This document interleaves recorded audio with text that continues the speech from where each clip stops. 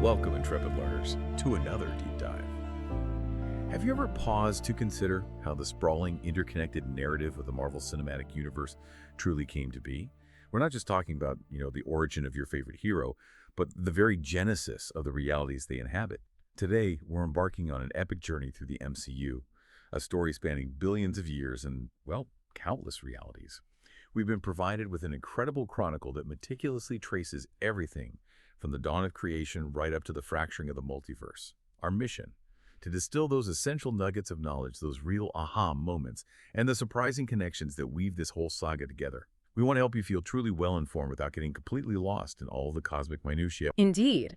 And this chronicle is invaluable because it really frames the MCU not as just a series of standalone events, but as a deeply cohesive and interconnected narrative. We'll be focusing primarily on what's designated as the sacred timeline, or Earth 616, tracking its evolution from, early canonical tie-ins right through to the definitive Marvel Studios Disney Plus timeline. This lets us understand the authoritative story that shapes this universe and really appreciate the deliberate storytelling behind its vast design. Okay, let's begin our journey right at the absolute beginning. Before anything we know existed, there was just this singular, unchanging reality, a void of perfect stasis. Sounds almost serene, maybe? Yet profoundly lonely, doesn't it? Static, almost. Right, but from this primordial stillness, a desire for something more sparked creation. This led to the aspirants, and then, importantly, a pivotal rebellion. It's like the universe itself had to kind of choose its nature before it even properly began. And what's truly foundational there is this initial philosophical conflict between stasis and dynamic evolution. The aspirants, these first beings created by that singular reality, they worshipped the unchanging nature of the first firmament. They valued uniformity above all else. Like cosmic perfectionists. Exactly. They yearned for eternal quiet, for a cosmos that just stayed the same forever. But a rebellious faction among them, who would later become the Celestials, they had a different vision entirely. They wanted a universe defined by change, by growth, by the perpetual cycle of life, death, and rebirth. Constant motion. Precisely. And this desire for dynamism over static perfection, it sparked a cosmic war, the Shattering, which ultimately destroyed the first firmament.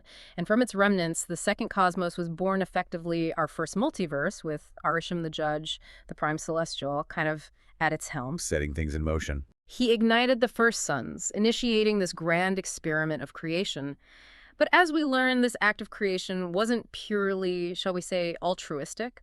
The Celestials' true goal, their cosmic imperative, was actually to seed worlds with intelligent life. Okay. To provide the vast quantities of energy needed for the emergence, which is the birth of new Celestials from the cores of these planets. Whoa, okay, so life exists to fuel more Celestials. In essence, yes. This profound cycle of creation and destruction, where life blossoms only to serve as fuel for a greater devastating birth. It establishes a core thematic underpinning for the entire MCU saga. It echoes through every era, turning existence itself into a kind of ticking clock for countless worlds. And as the universe was being forged, in the crucible of the Big Bang itself, 6 remnants of singularities were condensed into what we now know as the Infinity Stones. These aren't just powerful artifacts, are they? They feel more like the ultimate laws of the cosmos, but weaponized. Absolutely. That's a great way to put it. If we consider their broader implications, these stones aren't merely sources of immense power, they are the very grammar of the cosmos, each embodying and governing an essential aspect of existence: space, mind, reality, power, time, and soul. The building blocks. The foundational principles, exactly, woven into the universe's fabric from its inception. Their eventual dispersal throughout the galaxies created the conditions for, well, nearly every major conflict in the Infinity Saga. Our sources highlight that even the Celestials, the architects of reality, were among the first to really comprehend and wield their power. We see Eason the Searcher, for instance, this towering Celestial, using the Power Stone within his staff to pass judgment, to eradicate entire civilizations. Just like that. It demonstrates the stone's raw, inherent power far beyond mortal comprehension. Their journey through millennia, passing from gods to cosmic entities, sorcerers, and finally to Thanos, consistently fueled wars and reshaped empires. So Thanos' quest wasn't simply conquest. It was this audacious attempt to seize control of those fundamental laws, to rewrite the universe's very grammar to impose his singular, twisted vision of balance. That's why collecting them was so catastrophic. Exactly. It had universe-altering consequences. So long before Earth even had heroes or, much recorded history, these colossal cosmic battles were already raging. Let's start with the Dark Elves. These guys actually wanted to extinguish all light, returning the cosmos to primordial darkness. That's uniquely chilling. It is, and it immediately poses this important question about fundamental cosmic forces. The Dark Elves, from the shadowed realm of Svartalfheim, led by Malekith, they represent a force of entropy, a direct ideological counterpoint to the Celestials' mission of expanding life and light. Their goal wasn't just conquest, it was a complete reversion to that primordial empty state, like the first firmament. Back to darkness. Right. Malekith sought to achieve this using the Aether, which we know is the Reality Stone in its volatile liquid form. This ambition led to a cataclysmic war with the Asgardians around 2988 BC during a rare cosmic alignment called the Convergence. King Bor, Odin's father, managed to defeat them and hide the Aether, but Malekith, anticipating its return, put himself in suspended animation, just waiting for the next convergence. Wow. Playing the long game. A very long game, and this ancient conflict just underscores how the Infinity Stones were catalysts for potentially universe-ending wars from the earliest epochs. And then there's the Kree Skrull War, a conflict of galactic proportions spanning millions of years. It sounds almost like a colossal misunderstanding that just spiraled completely out of control. It's a truly tragic narrative, born from profound betrayal and, frankly, xenophobia.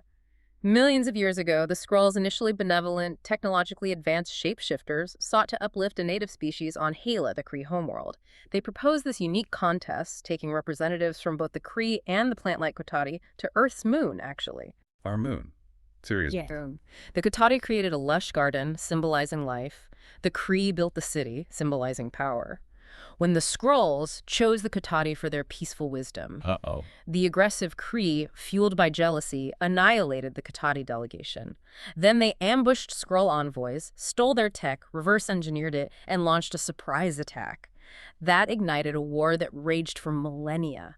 It transformed the Kree into this militaristic, expansionist, xenophobic empire, while the Skrulls, their homeworld Skrullos destroyed, became scattered refugees. Millions of years of war from that one moment of jealousy. Exactly. And this war would eventually reach Earth, fundamentally altering our planet's trajectory and introducing cosmic threats that would profoundly shape its future. A stark example of how small acts can have devastating, long-lasting consequences on a galactic scale. Okay, so Earth isn't just some random blue marble floating in space. It's actually a cosmic incubator with a ticking clock inside. Yeah. And then it gets hit by a very special meteorite that changes everything. You think your neighborhood has weird history? Earth's got celestials and supermetals? Precisely. Arishem planting the celestial seed of Tiamat deep within Earth's core millions of years ago, that, alongside the later crash of the vibranium meteorite, are two absolutely foundational events for our planet. These didn't just shape Earth's geology, they directly led to unique advanced civilizations like Wakanda and Talokan. Right. The seed is the ticking clock. The hidden threat, yes. Quietly drawing energy from life on the surface, preparing for an emergence that would destroy everything. The vibranium meteorite, though, was more like a gift from the cosmos. This unique element altered the local ecosystem dramatically.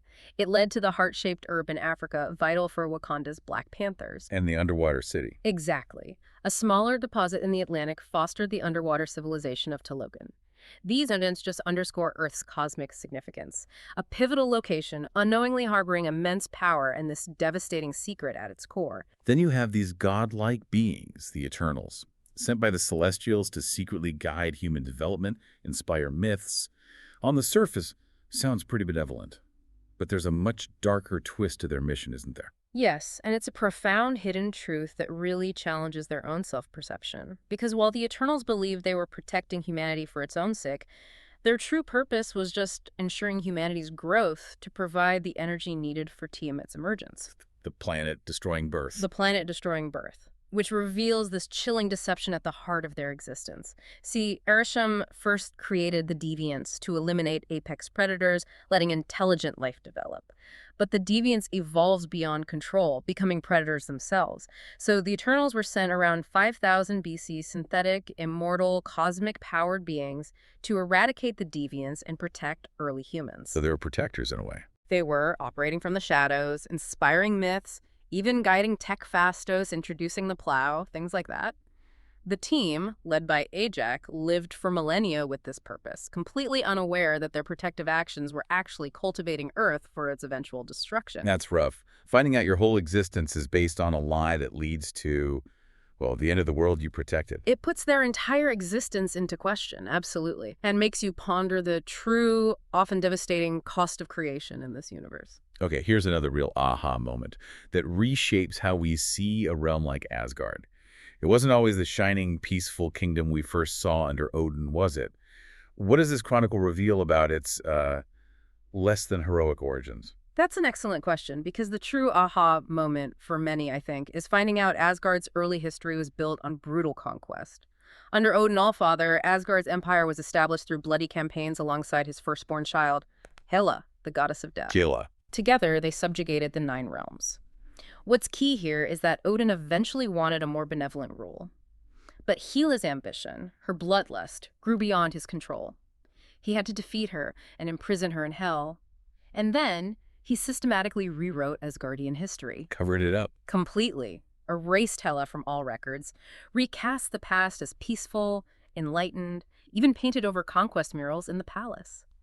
This act of rewriting history, concealing Hela, is a major sin of the father theme. It profoundly impacts Thor and Loki later, forcing them to confront this sanitized past built on lies. You see that pattern elsewhere too, right? Oh, absolutely. It's a recurring narrative pattern in the MCU.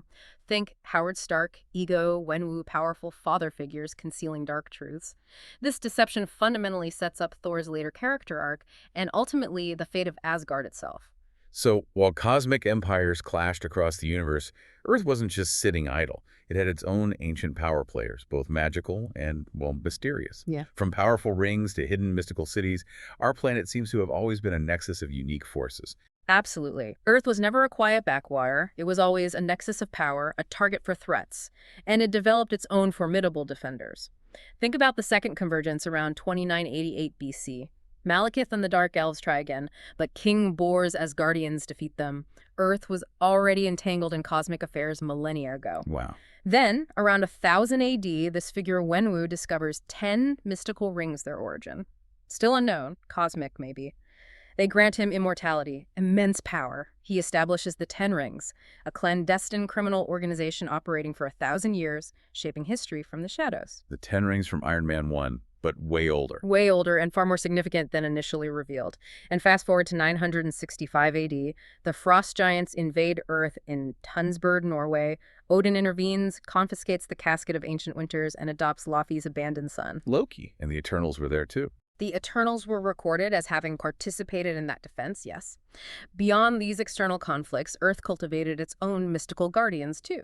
The Masters of the Mystic Arts, established by the first Sorcerer Supreme Agamotto, built 3 sanctums, New York, London, Hong Kong, creating a magical shield against interdimensional threats. Agamotto also created the Eye of Agamotto, containing the Time Stone. Safeguarding reality itself. Precisely. Then you have hidden worlds like Kunlun, a mystical city in a pocket dimension, training the immortal Iron Fist warriors, and Ta Lo, a separate dimension with spiritual power, mythological creatures, guarding a gateway against the soul-consuming dweller in darkness. Guarded by a dragon. Guarded by the great protector dragon, yes. So these diverse ancient powers show Earth was never truly defenseless, even if its protectors often operated from the deepest shadows. Now, let's jump forward to the dawn of the modern age of superpowered conflict. It kicks off with a relic of the gods, the Tesseract, sparking this dark scientific arms race, and of course the birth of our first super soldier, Captain America. It's almost like finding an ancient, powerful artifact and immediately thinking, how can we weaponize this for war? That's a crucial observation, because this period really highlights how the pursuit of immense power, even for the Allied forces, immediately creates avenues for exploitation and evil. Hydra's early origins within WWII are this foundational betrayal, sowing seeds for a parasitic infiltration that would define global conflicts for decades. So, March 1942. Johann Schmidt, leader of Hydra, finds the Tesseract in Tunsberg, Norway. He starts harnessing its energy for advanced weapons with Arnim Zola. Meanwhile, Project Rebirth. Exactly. 1943 and 1944, Dr. Abraham Erskine recruits the frail but courageous Steve Rogers, infuses him with the super soldier serum and Vita rays, boom, Captain America. But Erskine's assassinated right after, the serum's destroyed, leaving Rogers as the only one. One of a kind. He rises as a true hero, rescues Bucky Barnes, forms the Howling Commandos, wields his vibranium shield, dismantles Hydra. The war culminates in 45. Bucky falls from the train, presumed dead. Rogers battles Red Skull, disfigured by a flawed serum attempt on the Valkyrie. Schmidt handles the Tesseract, opens a portal, gets pulled into space. Rogers crashes the plane in the Arctic, presumed dead. A legend lost. And Howard Stark recovers the Tesseract, but not Rogers, leaving this relic of immense power in the hands of what would become SHIELD. This whole period is just this concentrated burst of origin stories and critical events kicking off the modern era. After the war, the world gets a new global security agency, SHIELD. But astonishingly, the very organization meant to protect Earth contained this rot at its core from day one. It's like building a house with a termite nest already inside, just waiting to spread. That analogy perfectly captures the insidious nature of it. If we connect this to the broader narrative, Zola's infiltration of SHIELD via Operation Paperclip, that's presented as the foundational political original sin of the modern MCU. It directly leads to the creation of the Winter Soldier and the assassination of the Starks, a crucial causal chain fueling Tony Stark's arc and so many future conflicts. So SHIELD is founded by Peggy Carter, Howard Stark, and Colonel Chester Phillips, aiming to protect the world. But Arnim Zola, brought in through Paperclip, secretly rebuilds Hydra from within, spreading its ideology for decades. And it wasn't passive. Soviet forces, guided by Zola's Hydra cell, recover Bucky Barnes, gravely injured. Zola brainwashes him, fits him with a cybernetic arm, transforming him into the Winter Soldier. a ghost story. A phantom assassin kept in cryo between missions, responsible for countless assassinations shaping global history for Hydra, including, tragically, Howard and Maria Stark on December 16, 1991, while intercepting super soldier serum. Covered up as an accident. Officially, yes, a lie that would haunt Tony. And during this time, Hank Pym, operating as Ant-Man, resigns from SHIELD in '89. His wife Janet was lost in the quantum realm in '87, and he discovered SHIELD trying to replicate his Pym particles. He vowed to hide his research, further isolating crucial knowledge. Right, and it seems alien conflicts were reaching Earth long before the Avengers were even a twinkle in Nick Fury's eye. This really transformed his perspective, didn't it? Shifting from just terrestrial espionage to the vastness of the cosmos. This is a pivotal moment. It fundamentally shifts Earth's trajectory in the larger galactic context. The Kree-Skrull War reaching Earth is crucial because it dramatically alters Nick Fury's understanding of global threats. It directly inspires the Avenger Initiative after he witnesses Carol Danvers' immense power. So back up a bit, what happened? Okay, 1989. A renegade Kree scientist, Marvel, posing as Dr. Wendy Lawson, is using the Tesseract to build a light-speed engine for Skrull refugees at Project Pegasus. She's killed by Jan Rog, the Kree Star Force commander. Her pilot, Carol Danvers, destroys the engine, gets infused with Tesseract energy, gains immense power, but suffers amnesia. Amnesia, right. Taken by the Kree. Taken to Hala by Jan Rog, trained as Vers. 6 years later, in 1995, Vers crash lands on Earth, attracting SHIELD, Fury, and Coulson. Danvers eventually learns the Skrulls, led by Talos, are actually refugees, and the Kree are the aggressors. She unlocks her full Captain Marvel powers, repels a Kree invasion. Then she leaves Earth to find a new homeworld for the Skrulls, giving Fury that modified pager for emergencies. The pager. The pager. This profound encounter, the sheer power, the realization of cosmic threats, it compels Fury to draft the Avenger Initiative, inspired by Danvers' call sign. Earth is officially on the galactic stage, ready or not. And even before he was Iron Man, Tony Stark was, maybe inadvertently, laying groundwork for future problems. A missile with his company's name on it created future enemies. It's a powerful illustration of how individual actions can trigger these vast, unintended consequences down the line. Indeed. Stark's arrogance towards Killian, the Stark Industries missile in Sokovia, Banner's misguided super soldier project. They all illustrate how individual actions, even seemingly small or well-intentioned, can have huge, often tragic consequences throughout the timeline. These become powerful causal chains for future conflicts. So, New Year's Eve 1999, Tony Stark publicly humiliates Aldrich Killian, who's seeking funding for AIM and extremists. That snub plants the seeds of a future villain. Right, the extremist storyline. Exactly. Simultaneously, in Sokovia, a Stark Industries missile kills Pietro and Wanda Maximoff's parents. A second undetonated shell leaves them staring at the Stark logo for 2 days, instilling this deep hatred for Stark that leads them to volunteer for Hydra experiments later. Wow, just wow. Then, 2005, Bruce Banner and General Ross's attempt to recreate the super soldier serum goes catastrophically wrong. Gamma radiation transforms Banner into the Hulk, forcing him on the run. By 2008, Tony Stark, wounded by his own missile in Afghanistan, builds the arc reactor and crude Iron Man suit to escape the 10 rings. He returns changed, closes the weapons division, refines the armor, and publicly reveals, "I am Iron Man." The iconic moment. Meanwhile, Banner's located in Rio. Ross sends Emil Blonsky, who, after being beaten by Hulk, volunteers for a serum variant, gains abilities but also aggression, leading to his transformation into the Abomination. All these disparate threads. All laying the groundwork for the major conflicts that define the next decade. Okay, let's dive into what SHIELD apparently called Fury's Big Week. Can you imagine? The main events of Iron Man 2, Incredible Hulk, and Thor all happening basically at the same time, within a single week in 2010. Must have been absolute chaos for global security.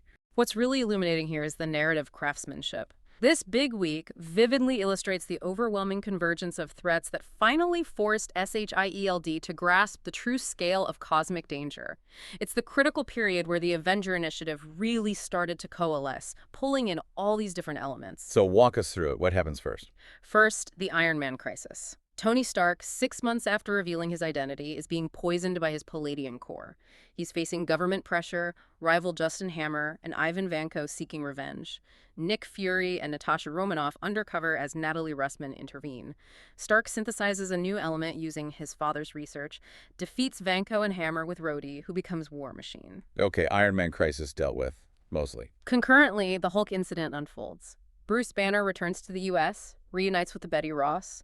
Ambushed by General Ross and the enhanced Emil Blonsky, Banner escapes. Blonsky forces Dr. Samuel Stearns to inject him with Banner's blood, transforming into the Abomination. Rampages through Harlem. Hulk defeats him. And the consultant bit. Right. The one-shot The Consultant reveals the World Security Council wanted Abomination for the Avengers Initiative.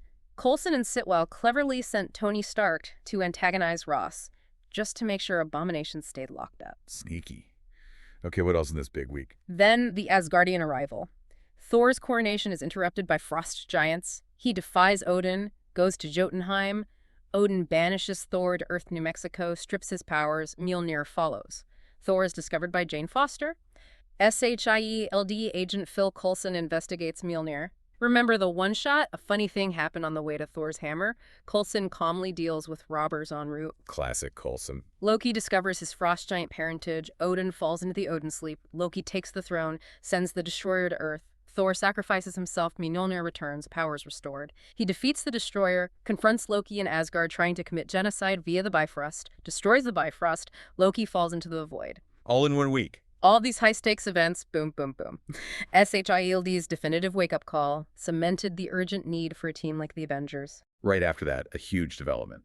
Loki, having somehow survived his fall, returns to Earth. But this time, he's got a Chitauri army, courtesy of Thanos. This is the moment the Avengers Initiative is really activated, changing Earth's place in the cosmos forever. That's a crucial point. Because while the Chitauri invasion was massive, you could argue it was the personal sacrifice of Agent Coulson that truly galvanized this fractured group. It turned a collection of powerful individuals into a unified team driven by shared loss. It laid the emotional groundwork for everything that followed. So Loki makes a deal. With Thanos, yes. Gets a Chitauri army and the scepter containing the Mind Stone in exchange for delivering the Tesseract. He arrives on Earth, steals the Tesseract, brainwashes Hawkeye and Dr. Eric Selvig. Fury activates the Avengers Initiative. Natasha recruits Banner. Coulson approaches Stark. Fury brings in Steve Rogers, who'd only been revived weeks earlier. Talk about culture shock for Cap. Absolutely. Initially, the heroes clash. Egos, different worldviews. Right. Hard to make teamwork happen, especially when they find out SHIELD plan to weaponize the Tesseract itself. The turning point is Loki's attack on the helicarrier. Agent Coulson is fatally stabbed. Fury uses Coulson's memory, those bloody Captain America cards, to rally the team, forges them into the Avengers. For Coulson. In New York, Loki uses the Tesseract to open the wormhole. Chitauri invasion begins. Iron Man, Cap, Hulk, Thor, Black Widow, and a liberated Hawkeye make their stand. The Battle of New York defines modern history. Public confirmation of aliens, superheroes. Iron Man intercepts a nuke, flies it through the portal, destroys the command ship. Black Widow closes the portal. Loki's captured. Tesseract back to Asgard. Earth is saved, but forever changed. So even a massive victory like that has unintended consequences, right? Like leaving all that alien tech scattered across New York City, which becomes a new kind of problem. Precisely. This really highlights the long-term street-level impact of these huge cosmic battles. The Marvel one-shot item 47 brilliantly illustrates how this tech proliferation creates new black markets, and it directly sets up future villains like Adrian Toomes, the Vulture, in Spider-Man: Homecoming. It's a subtle but powerful causal chain in action. What happens in item 37? After the Chitauri invasion, NYC is littered with alien debris. SHIELD and the new Department of Damage Control Stark U.S. Gov Venture secure most of it, but some slips through. Benny and Claire, a down-on-their-luck couple, find a functional Chitauri blaster. Benny reverse engineers it, they commit some bank robberies. Risky move. Very. SHIELD agents Jasper Sitwell and Felix Blake apprehend them. Sitwell, impressed by Benny's ingenuity, recruits him for R&D to reverse engineer Chitauri tech. This directly seeds the technological black market that Adrian Toomes later exploits, building his criminal enterprise on scavenging and weaponizing exactly this kind of alien tech. Shows how grand events ripple down to impact ordinary lives, creating new challenges. Okay, let's look at the period right after the Battle of New York. Tony Stark is battling some serious PTSD. A seemingly terrifying new villain called the Mandarin emerges. And then an ancient cosmic threat, the Aether, returns to haunt Thor. Earth certainly doesn't get much downtime, does it? What's particularly noteworthy here is the evolution of perceived threats and the layered nature of this universe's narrative. The Mandarin reveal in Iron Man 3 is this masterful twist, right? Only to be retconned later by the reveal of the real Mandarin. It underscores how often the truth is hidden deeper. Layers upon layers. And the Aether's return profoundly underscores the persistent danger of the Infinity Stones, constantly resurfacing to threaten reality. So, late 2012, Tony Stark's suffering severe PTSD, anxiety attacks, insomnia, obsessively building suits. The world's terrorized by the Mandarin bombings. Happy Hogan gets injured. Stark publicly threatens the Mandarin. His Malibu home gets destroyed. He loses everything almost. He investigates the bombings, finds their volatile extremist side effects, Maya Hansen's tech. Aldrich Killian, the guy Stark snubbed in '99, is the true Mandarin, using actor Trevor Slattery as a public face. Killian kidnaps Pepper, infuses her with extremists. Iron Legion versus Killian. Potts, with extremist powers, actually kills Killian. Stark gets the shrapnel removed, destroys the suits. A clean slate. But then the one-shot. Right. The 2013 one-shot All Hail the King brilliantly reveals that the real Mandarin and the ancient Ten Rings organization were deeply offended by Killian's appropriation of their name. Sets the stage for significant future conflicts. Meanwhile, 2013 Thor, the Dark World. Loki's imprisoned. Thor's restored peace to the Nine Realms. A second convergence approaches.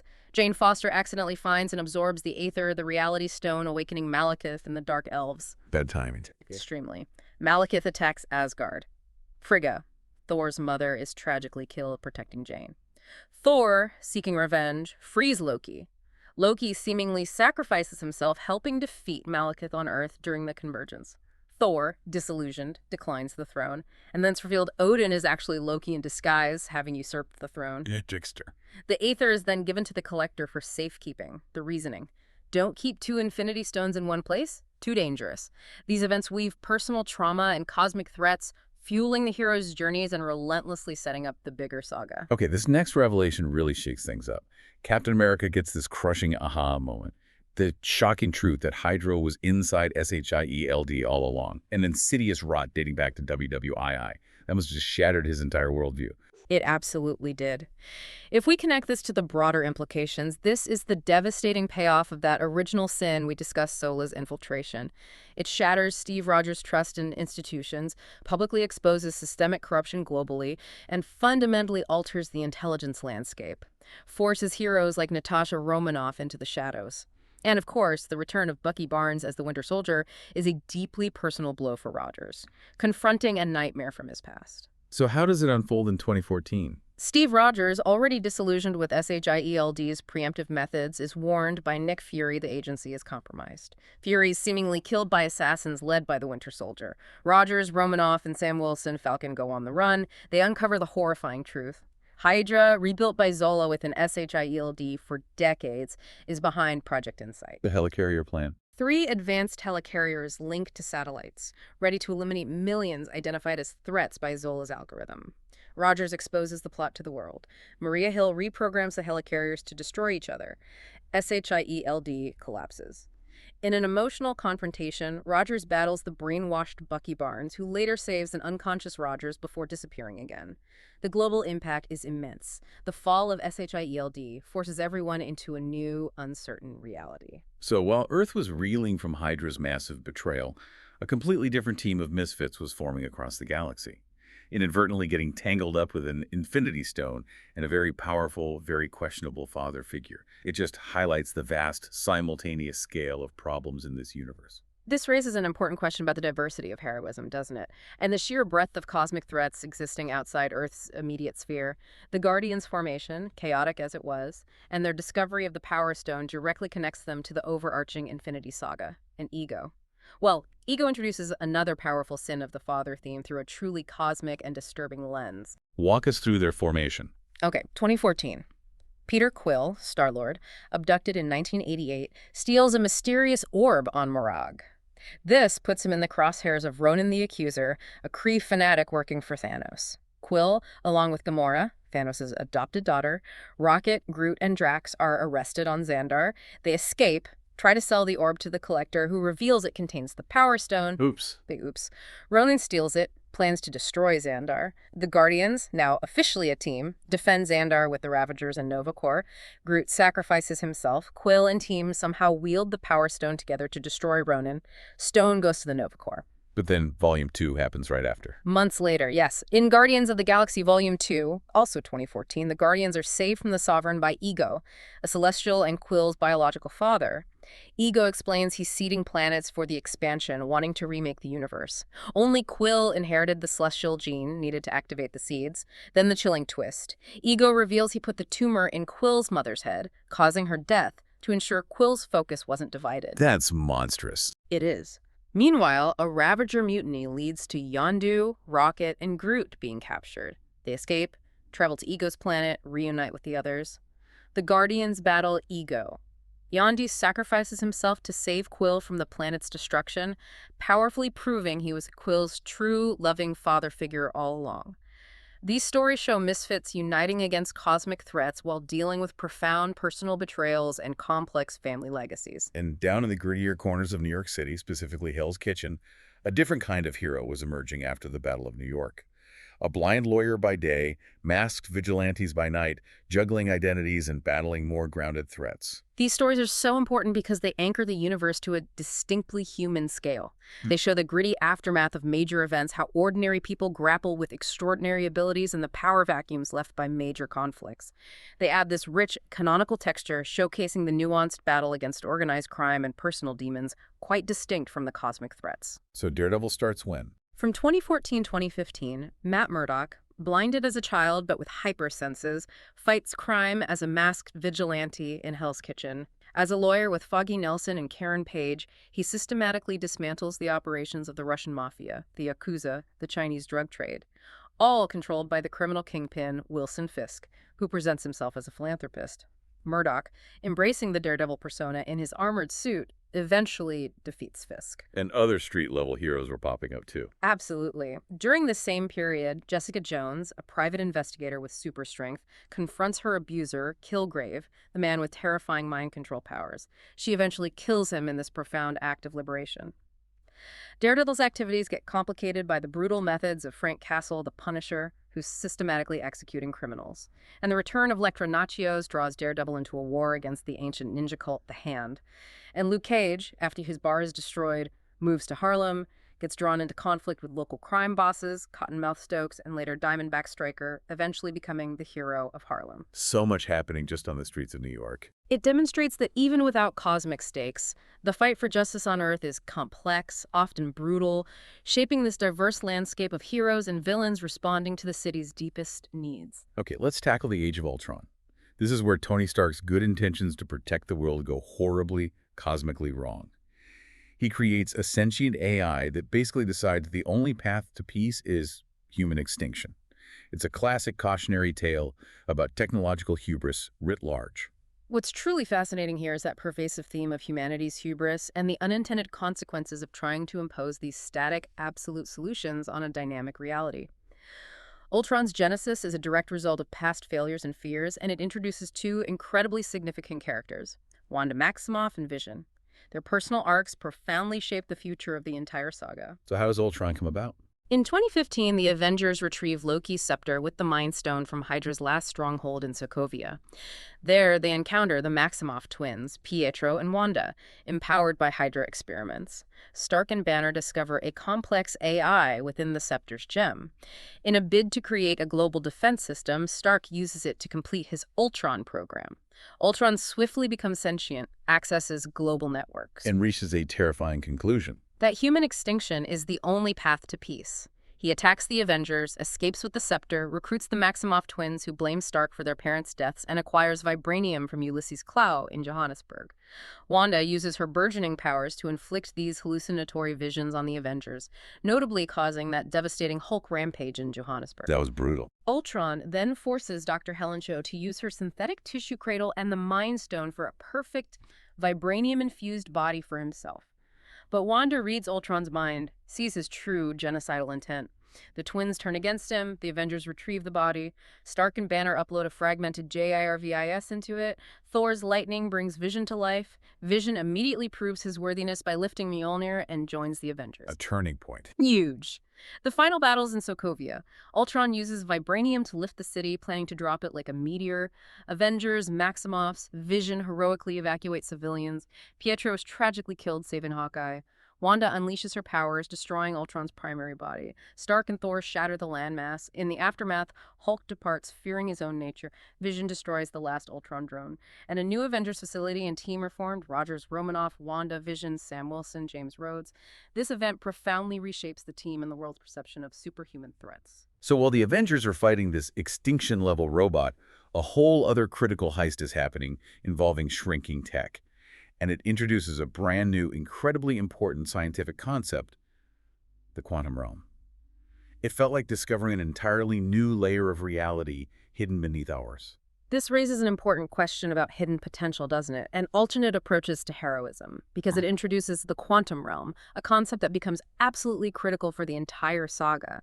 It provides not just a way to eventually save the universe, but also a whole new realm for future adventures and understanding reality itself. A true aha moment for future mechanics. With Ant-Man's origin. Right, 2015. Scott Lang, a skilled cat burglar, is released from prison, struggles to go straight for his daughter, Cassie. Retired scientist Hank Pym orchestrates a heist to test Lang's skills. Pym and his estranged daughter, Hope Van Dyne, meet a thief to steal the yellow jacket shrinking suit from Pym's former protege, Darren Cross, who plans to sell the tech to Hydra. Hydra again. Always lurking. Pym trains Lang as the new Ant-Man, teaching him the suit, communicating with ants. Hope trains him in combat. Pym reveals Hope's mother, Janet, the original Wasp, was lost to the quantum realm decades ago, a deeply personal motivation. As a test, Lang is sent to the new Avengers compound, where he briefly fights Sam Wilson, Falcon. That was a fun scene. It was. The heist at Pym Technologies is successful, but Cross escapes in the Yellow Jacket suit. Final battle culminates in Cassie's bedroom. Lang, against Pym's warnings, overrides his suit regulator, shrinks subatomic. Goes subatomic. Enters the quantum realm to defeat Cross. And against all odds, Lang returns from the quantum realm, giving Pym renewed hope that Janet might still be alive. A seemingly smaller story with huge future implications. Exactly. Introduces a scientific concept that becomes the key to reversing Thanos' snap. Okay, this next development. This is where things get really complicated internally. 1 year after Ultron, a civilian casualty incident involving Wanda becomes the final straw. It leads to this internal conflict that ultimately tears the Avengers apart. It's like the ultimate ideological schism, with devastating personal and global consequences. That's an excellent point, because while the Accords were presented as the solution, Zemo's calculated plan really exposed how deep those existing divisions already ran. It wasn't just about accountability, it was about trust, autonomy, and a clash of deeply held principles forged from past experiences, especially Steve's disillusionment after SHIELD fell. So the Legos incident kicks it off. 2016, yes. The Avengers, Rogers, Romanoff, Wilson, Maximoff stop Rumlow and Legos. Wanda inadvertently diverts a suicide bomb blast into a building, killing a Wakandan delegation. In response, Secretary of State Thaddeus Ross presents the Sokovia Accords, legal framework ratified by 117 nations, placing Avengers under UN oversight. Tony Stark, guilt-ridden over Ultron, supports them. Steve Rogers, distrustful of government oversight, opposes them. The team fractures. Then the bombing. The Vienna bombing detonates at the UN conference, ratifying the Accords. Kills King T'Chaka of Wakanda. Security footage implicates Bucky Barnes. T'Chaka's son, T'Challa Black Panther, vows revenge. But it's Helmut Zemo, a Sokovian intelligence officer whose family died in Ultron's attack, who orchestrated it all to frame Barnes and fracture the Avengers. Seeking revenge, he reactivates the Winter Soldier programming, Leading to the airport battle. The conflict culminates at Lake Sakal Airport, Stark's team versus Rogers' team, a huge clash. Rhodey is tragically injured by Vision's accidental blast. Rogers' team is captured. Stark later discovers Bucky was framed. Travels to the Siberian Hydra facility. Zemo reveals his masterstroke. 1991 footage of the brainwashed Winter Soldier murdering Stark's parents. How brutal. Stark turns on Rogers and Barnes, a brutal personal battle. Rogers disables Stark's armor, leaves his shield. T'Challa, having overheard Zemo's confession, prevents Zemo's suicide. The Avengers are broken. Rogers goes underground, breaks allies out of the Raft prison. Barnes enters cryostasis in Wakanda. This conflict fundamentally reshapes alliances and trust, showing how easily heroes can be divided from within.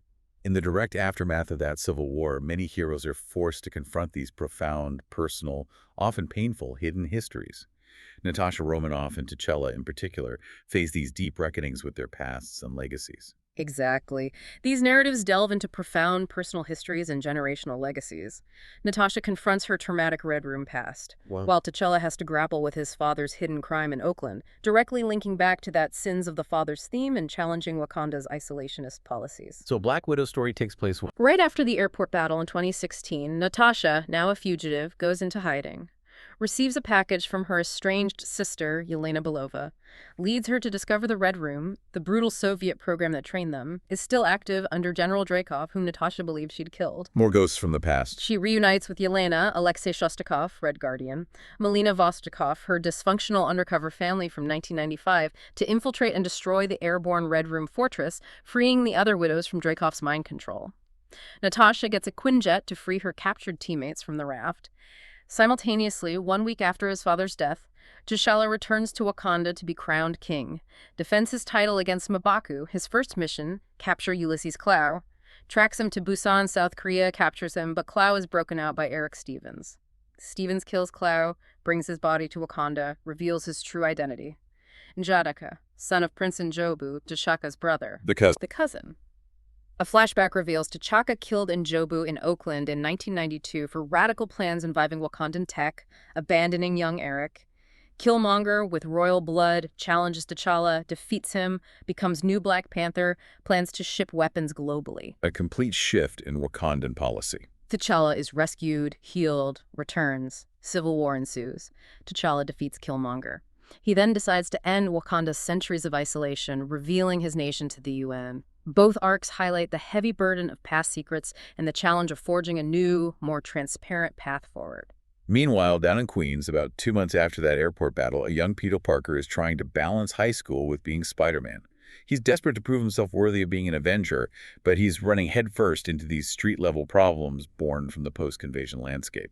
What truly stands out here is how the consequences of the Battle of New York really come full circle. Adrian Toomes' entire criminal enterprise is a direct result of scavenging that alien debris. It shows the ongoing, often overlooked impact of superhero actions on the common person.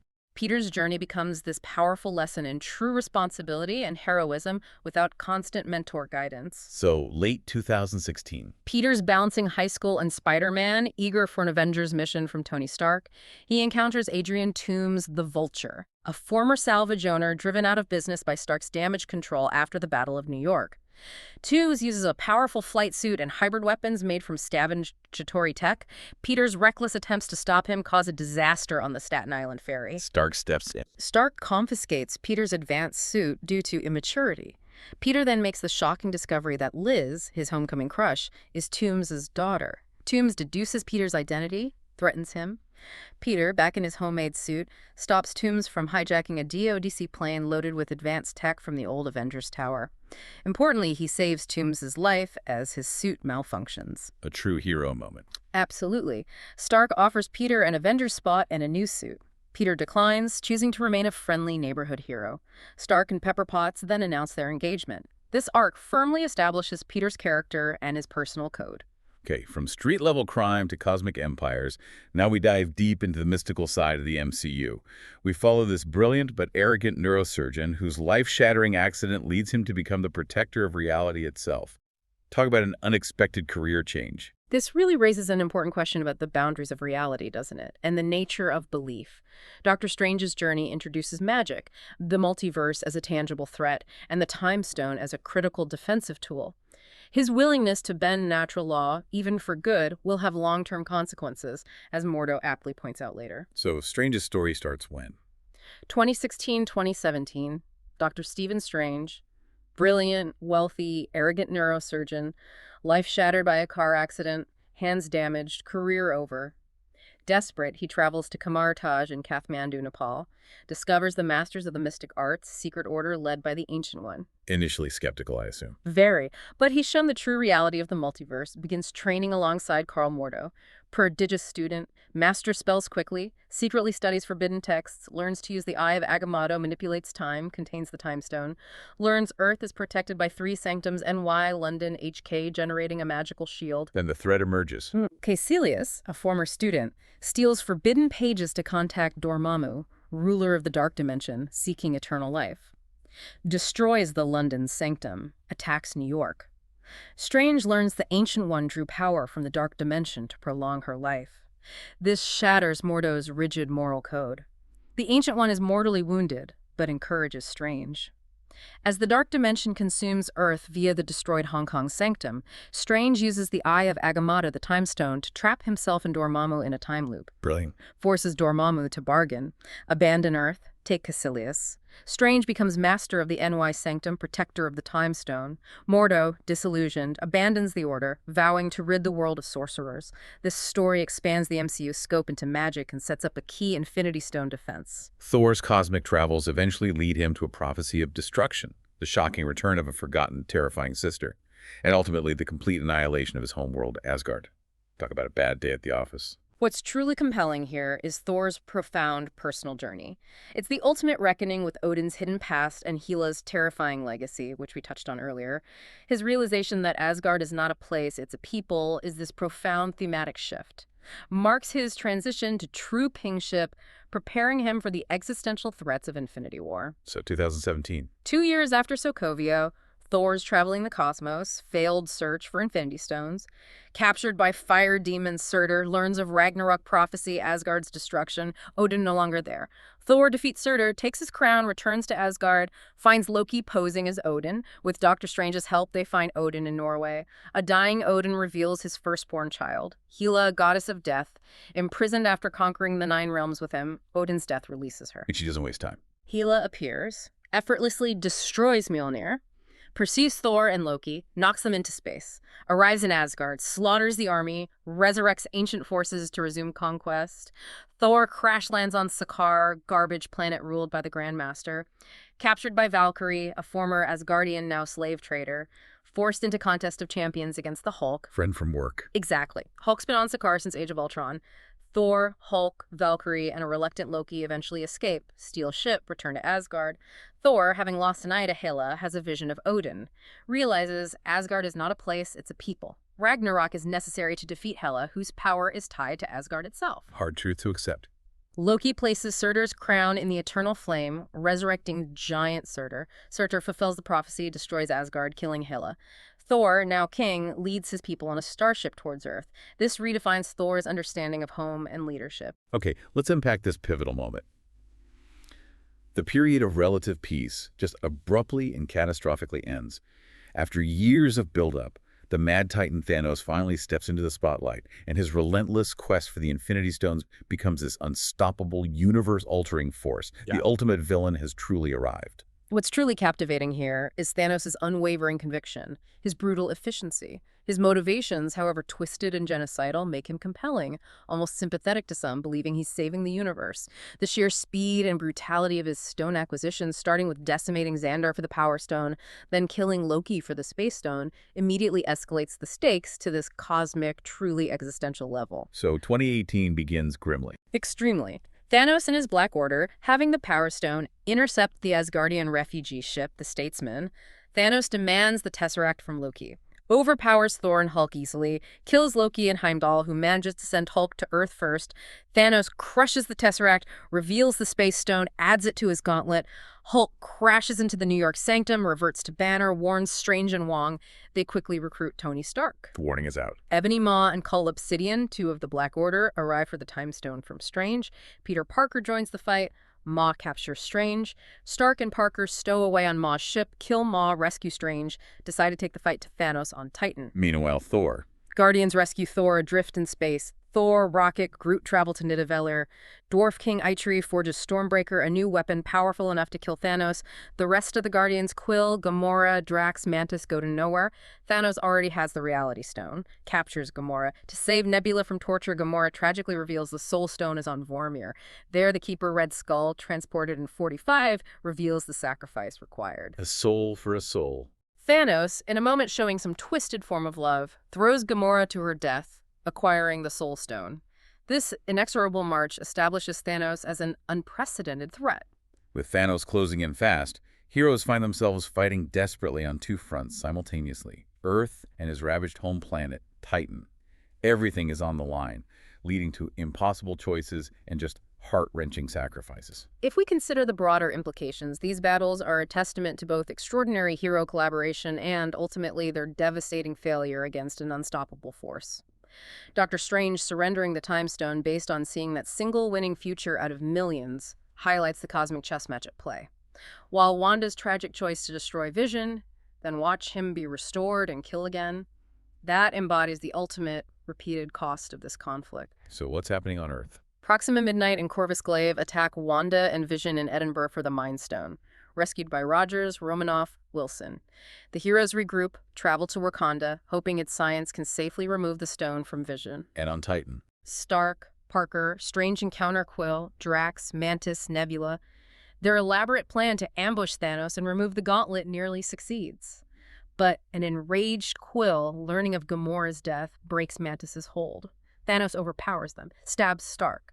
Strange, seeing the one path to victory, surrenders the Time Stone to save Stark's life. The one future. The one future. In Wakanda, Thanos' Outrider army invades.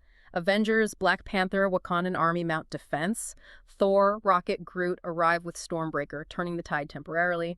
Thanos himself arrives. Wanda tragically destroys the Mind Stone, killing Vision. Thanos uses the Time Stone to reverse it, rips the Mind Stone from Vision's head, killing him again. Oh, gosh. Thor strikes Thanos square in the chest with Stormbreaker, but Thanos survives long enough, Snap his fingers. completing his horrific goal. These desperate battles highlight Thanos' overwhelming power and the immense sacrifices made in a futile attempt to stop him. So with a single snap of his fingers, Thanos does it. He accomplishes his goal. Across the universe, half of all living things just turn to dust. It's an unprecedented, unimaginable loss, this quiet, pervasive apocalypse that reshapes everything. This raises an important question about grief and loss on a truly universal scale. The decimation and the subsequent blip is the defining catastrophic event of this entire saga. It creates a 5-year period of profound global trauma that fundamentally reshapes every surviving character's journey and the very fabric of society. Who do we see go? Bucky Barnes, T'Challa, Groot, Wanda Maximoff, Sam Wilson, Mantis, Drax, Peter Quill, Doctor Strange, Peter Parker, gone. On a city street, Nick Fury and Maria Hill disintegrate, but not before Fury sends that distress signal on the modified pager. To Captain Marvel. Exactly. Scott Lang, in the quantum realm for an experiment, is trapped when Hope, Hank, and Janet are erased. Thanos teleports to his guardian planet, watches the sunrise, then destroys the stones to prevent his act from ever being undone. No going back, he thinks. 23 days later, Carol Danvers rescues Tony Stark and Nebula. They return to Earth, reunite with survivors, track Thanos. An enraged Thor decapitates him, but it offers no solace. The damage is done. The next 5 years, the blip, 2018-2023, are just grief and chaos. Governments struggle, survivors drift apart, Tony retires with Pepper, has Morgan. Thor consumed by depression in New Asgard, Natasha runs the Avengers. Clint Barton, losing his family, becomes the ruthless Ronin. A period of profound loss setting the stage for one last desperate attempt. But then, in 2023, this truly unexpected twist of fate happens. A rat accidentally activates a quantum tunnel, freeing Scott Lang from the quantum realm. And he brings this radical idea to a world still deep in mourning, using time travel to undo the snap. It's the ultimate desperate gamble. This time heist is a logistical marvel, isn't it? The ultimate application of Pym particle and quantum realm tech. It's heroic, desperate, trying to undo the past. But the complications Loki escaping with the 2012 Space Stone, 2014 Thanos being alerted, they directly set up the entire Multiverse Saga and Tony Stark's ultimate sacrifice. It's the tragic yet perhaps inevitable culmination of his arc, cementing his legacy forever. So Scott returns. Released from the quantum realm, only 5 hours passed for him. Finds a world in mourning. Proposes using the quantum realm for time travel to retrieve the Infinity Stones from the past. A reluctant Tony Stark, along with Bruce Banner, now Smart Hulk and Rocket, develop a working time machine. The heist teams assemble. Avengers split up. They successfully retrieve all 6 stones, but at immense cost. Natasha sacrifices herself on Vormir for the Soul Stone, and unforeseen consequences. 2012, Loki escapes with the Space Stone, creating a branched timeline. In 2014, Thanos is alerted via Nebula's linked implants, pulls himself and his warship into their present. They return with the stones, build the nano-gauntlet, Banner snaps, enduring the power, restores everyone lost in the decimation. But 2014, Thanos immediately obliterates the Avengers compound, plans to destroy and remake the universe, leads to the monumental Battle of Earth. Stark, Rogers, Thor engage Thanos. Rogers wields Mjolnir, portals open. Strange arrives, with everyone restored, Wakanda, Asgard, Mystic Arts, Ravagers. Avengers assemble, chills. Captain Marvel destroys Thanos' warship. In the climax, Stark steals the stones from Thanos, integrates them into his armor, snaps his fingers, kills Thanos and his army, but dies himself. The ultimate sacrifice. The era ends with Stark's funeral. Thor passes kingship to Valkyrie, joins the Guardians. Elderly Steve Rogers, having lived a full life with Peggy after returning the stones, passes the shield to Sam Wilson. One saga closes, the next opens. Okay, let's turn to the immediate aftermath of the blip and the opening act of the Multiverse Saga. Just weeks after returning, a grief-stricken Wanda Maximoff unleashes this unconscious outburst of chaos magic, creating an entire sitcom reality. This is a deeply personal, powerful, and frankly, very strange start to the new saga. Shows how trauma can manifest in extraordinary ways. What's truly fascinating here is the sheer destructive power of uncontrolled magic and trauma and its direct impact on the nascent multiverse. It's a pivotal origin story for a major player. Introduces the true nature of Wanda's latent powers as the Scarlet Witch, her connection to the Darkhold, and sets her on a path that profoundly impacts the multiverse, all driven by that raw pain of loss. So 2023, right after Endgame. Wanda tries to retrieve Vision's body from SWORD. Director Hayward refuses, reveals they're dismantling him. Overwhelmed by grief, Wanda unconsciously creates the Hex, an idyllic sitcom reality in Westview, NJ on a lot Vision bought for them. Resurrects Vision from her memories and Mind Stone power, trapping the town. SWORD sets up a perimeter. Monica Rambeau passes through, gains energy absorption powers. Agent Jimmy Woo and Dr. Darcy Lewis investigate. Enter Agatha Harkness. The powerful witch, drawn by Wanda's magic, infiltrates the Hex as nosy neighbor Agnes to discover the power source. Agatha reveals Wanda was born a witch, possessing latent chaos magic amplified by the Mind Stone. Agatha christens her the Scarlet Witch, a figure prophesied in the Darkhold. Meanwhile, SWORD activates the Vision, all white, rebuilt, powered by Wanda's magic. Wanda's vision restores White Vision's memories. The final confrontation. Wanda defeats Agatha, collapses the Hex, saying a final heartbreaking goodbye to her Vision children, Billy and Tommy. She goes into hiding, studying the Darkhold, tragically unaware of its corrupting influence. This event shows the terrifying scope of Wanda's power and sets her up as a formidable force. As the world grappled with the blip's aftermath, we saw a new Captain America stepping into some very big shoes. While an ancient criminal organization from Tony Stark's past finally revealed its true, powerful leader. This period really underscores the idea of enduring legacies, both heroic and villainous. That's precisely it. If we examine this period, Sam Wilson's profound journey to accept the shield explores the heavy legacy and racial implications of Captain America, linking directly to untold histories like Isaiah Bradley's. Simultaneously, the true Mandarin's emergence and the ring's cosmic origins powerfully remind us ancient powers are always at play beneath the surface, tying back to those subtle hints in Iron Man 1. So Falcon and Winter Soldier picks up. 6 months after the blip, 2024, Sam Wilson initially declines the mantle, donates the shield, but the U.S. government gives it to John Walker, unveils him as the new Captain America, an uncomfortable symbol. Wilson teams with Bucky Barnes, who's in therapy, making amends to investigate the Flag Smashers, anarchist super soldiers wanting a borderless world like during the blip. They work with Zemo, discover Dr. Nagel recreated the serum for the power broker, meet Sharon Carter. Flag Smasher leader Carly Morgenthau kills Walker's partner Lamar Hoskins. Enraged, Walker, who secretly took the serum, brutally murders a Flag Smasher publicly with the shield, disgraces the mantle. A dark. Wilson and Barnes take back the shield. Walker becomes U.S. agent, recruited by Contessa Valentina Allegra de Fontaine. Sam, inspired by Isaiah Bradley's hidden story, finally embraces the role, gets a new Wakandan suit, becomes Captain America, delivers a powerful speech. Sharon Carter is revealed as the power broker. Concurrently, Shang-Chi and the Legend of the Ten Rings. Shang-Chi, is attacked by his father Wenwu's Ten Rings. Wenwu, immortal leader, reveals he believes his deceased wife, Ying Li, is held in the mystical village Ta Lo, plans to open its gate. Shang-Chi realizes Wenwu is being manipulated by the Dweller in Darkness, a soul-consuming demon mimicking Ying Li's voice, seeking release. Wenwu battles Shang-Chi, breaks the Dark Gate, releases the Dweller. In a selfless act, Wenwu sacrifices himself, bequeaths the rings to Shang-Chi. Passing on the power. Shang-Chi, his sister Xialing, Katie, and the Great Protector defeat the Dweller. Xialing takes over the Ten Rings organization. Wong summons Shang-Chi and Katie. With Banner and Danvers, they analyze the ring's unknown cosmic origin, broadcasting a mysterious beacon. New heroes, recontextualize threats, enduring impact of choices and histories. Okay, here's where the Multiverse Saga truly takes flight. Earth almost gets destroyed by a celestial emerging from its core. Peter Parker accidentally shatters the fabric of reality trying to fix his identity problem. Yeah? And Doctor Strange has to pick up the pieces, leading him on a journey into pure madness. It's like the universe decided to just break all the rules at once. This raises an important question about the true scale of cosmic forces at play and the direct consequences of tampering with universal constants. The Eternal's true purpose reveals this horrifying truth about creation itself. And Peter Parker's selfless act, while saving his universe, rips open the fabric of reality for everyone, directly leading into Strange's multiversal nightmare. So the Eternals situation. 2024. The Eternals reunite as Deviants return, evolved. Cersei, Sprite, Icarus find Ajax killed by Deviants. Cersei becomes leader, communicates with Arishem, learns their true mission. Humanity cultivated for Tiamat's emergence, destroying Earth. The team fractures. Icarus, loyal to Arishem, versus Cersei, protecting humanity.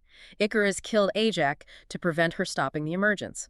Cersei uses the Unimind Phastos' device, channeling their power to transform the emerging Tiamat into stone, saving Earth. Icarus flies into the sun. Cersei, Kingo, Phastos are abducted by a furious Arishem who will judge humanity. Right after that, No Way Home. Late 2024, Peter Parker's identity publicly revealed. Life impossible, asks Strange for a spell to make world forget. Peter tampers, corrupts it, pulls villains from other universes who knew Peter Parker was Spider-Man. Doc Ock, Green Goblin. Sandman, Lizard, Electro. Peter tries to cure them. Green Goblin persona reemerges in Osborn, tragically kills Aunt May.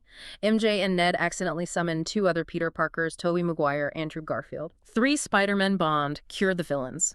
Contains spell breaks, threatening multiversal collapse. Peter asks Strange for a new spell. Make everyone forget Peter Parker. Says goodbyes. Multiverse sealed. Peter becomes anonymous hero. This leads directly to Doctor Strange in the Multiverse of Madness, still late 2024. Strange attends Christine Palmer's wedding. Gargantos attacks, hunting America Chavez, a multiverse traveler. Strange and Wong defeat it. Strange seeks Wanda's help, finds her corrupted by the Darkhold. Now the Scarlet Witch, she's hunting Chavez to steal her power, travel to a universe with her children. Wanda is the villain. Wanda attacks Camartage. Chavez and Strange escape to Earth 838. Encounter the Illuminati.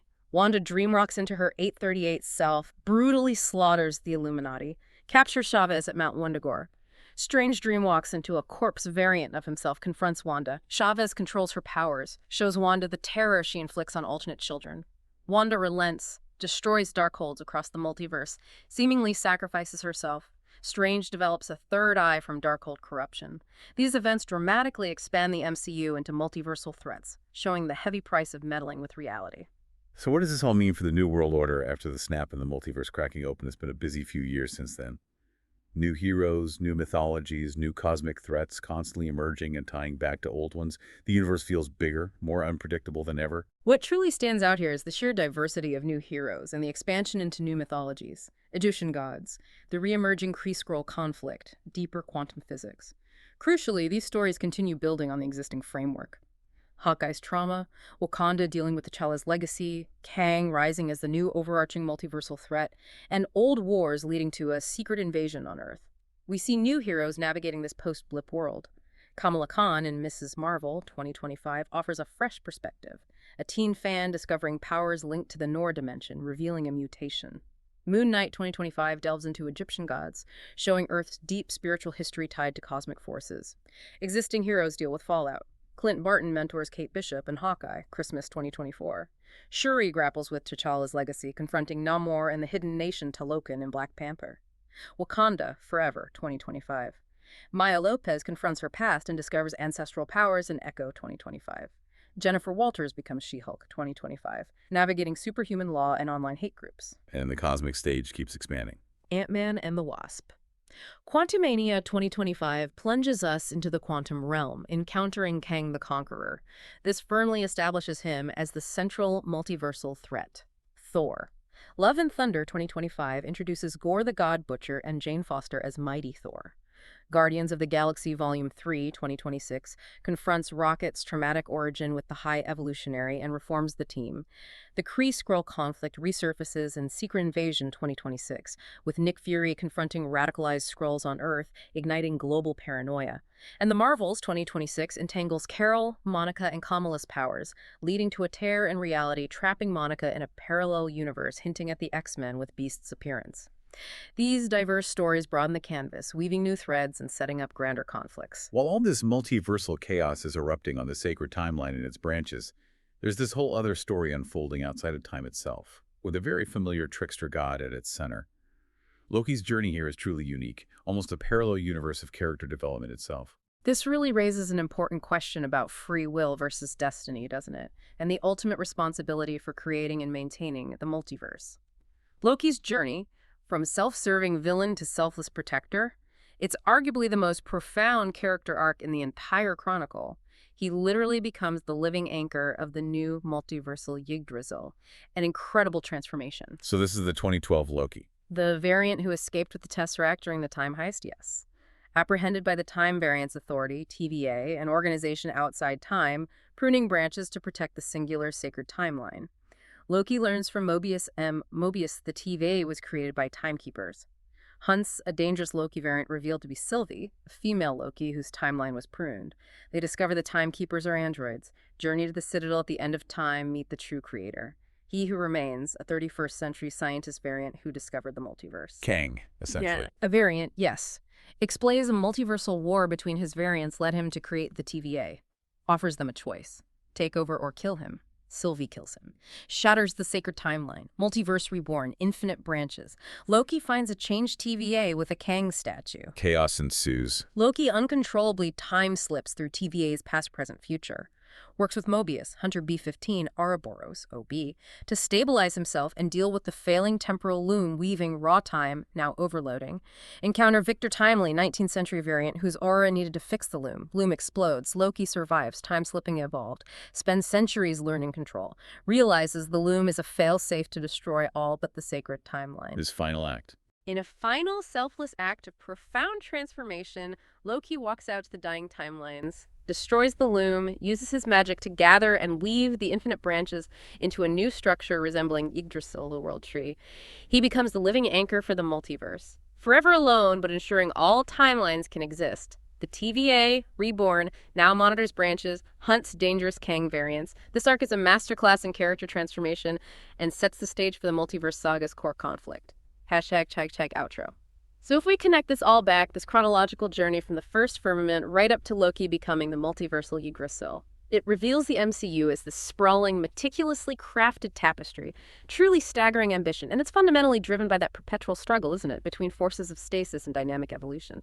With countless causal chains linking ancient cosmic conflicts to deeply personal choices, and those sins of past generations constantly reshaping the present and future. From the Celestials' rebellion to Thanos' rigid ideology, and now the various Kangs trying to impose their will across time, this core theme is just woven into every layer. So what does this all mean for us, the audience, trying to navigate this incredible narrative? From the birth of Celestials to the tragic sacrifices of heroes like Tony Stark and Natasha Romanoff to Loki literally becoming the anchor of reality. This deep dive really shows us how profoundly interconnected everything truly is. It's this epic about finding order in chaos, protecting life in all its forms, and constantly redefining what it means to be a hero in an ever-expanding, often violently changing universe. We've seen how individual actions ripple across millennia, how hidden truths inevitably surface, and how even the best intentions can lead to unforeseen consequences that echo across realities. It's a lot to take in. It certainly is. And as the multiverse now truly expands and its infinite possibilities continue to unfold, the question really remains, what hidden histories are still waiting to be uncovered out there? And maybe more importantly, what new responsibilities will our heroes face when the very fabric of reality isn't just threatened, but constantly, fundamentally in flux?